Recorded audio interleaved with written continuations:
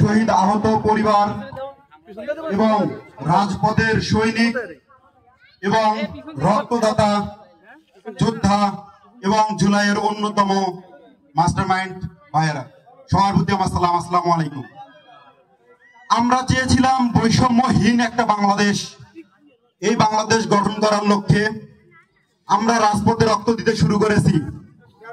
আমরা এ দেশ থেকে ফ্যাসিস্টকে তাড়িত করেছি এবং বর্তমানে আমাদেরকে এই সব কথা শুনতে হচ্ছে যে আমরা ফ্যাসিস্টকে আবার এই দেশে আনার জন্য আমাদের একদল এখনো তারা নাকে পরে কান্নাকাটি করছে।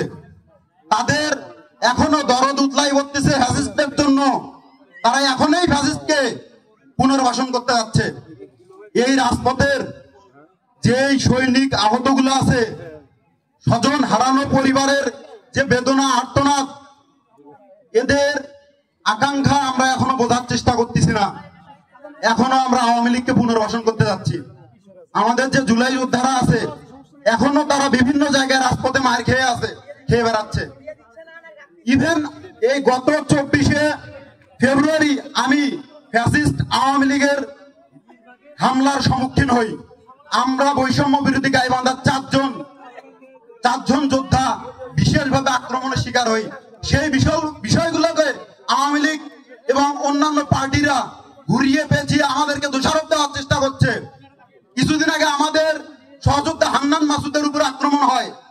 আমাদের আক্তার হোসেন ভাই থেকে শুরু করে আমাদের প্রতিটা রাজপথের সৈনিক আসনাদ আব্দুল্লাহ সার্জিস ভাই সবার নিয়ে ষড়যন্ত্র করা হচ্ছে।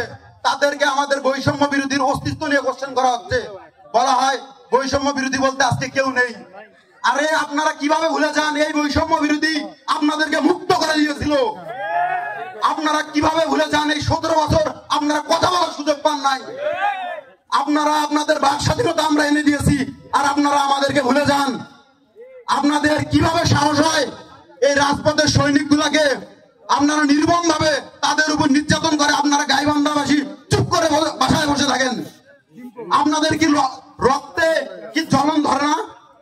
তো যাই হোক, আজকে পবিত্র মাহে রমজানের ইফতার মাহফিলে বৈষম্য বিরোধীর আয়োজনে আমি আপনাদের একটা মেসেজ দিতে চাই, আপনাদের বলতে চাই, আমরা বৈষম্য বিরোধী ছাত্র আন্দোলন আসি এই বাংলার মাটিতে বৈষম্য দূর করে, এই বাংলার মাটিতে ফ্যাসিস্ট দূর করে, এই বাংলার মাটিতে প্রতিটি আহত, প্রতিটি শহীদ পরিবার এবং প্রতিটি জুলাই যোদ্ধার পুনর্বাসন বাস্তবায়ন করে আওয়ামী লীগের এই দেশে পূর্ণাঙ্গ বিচার না হওয়া পর্যন্ত বৈষম্য বিরোধী ছাত্র আন্দোলন এই বাংলার কোন এক ইঞ্চি ছাড় দেবে না, ইনশাআল্লাহ।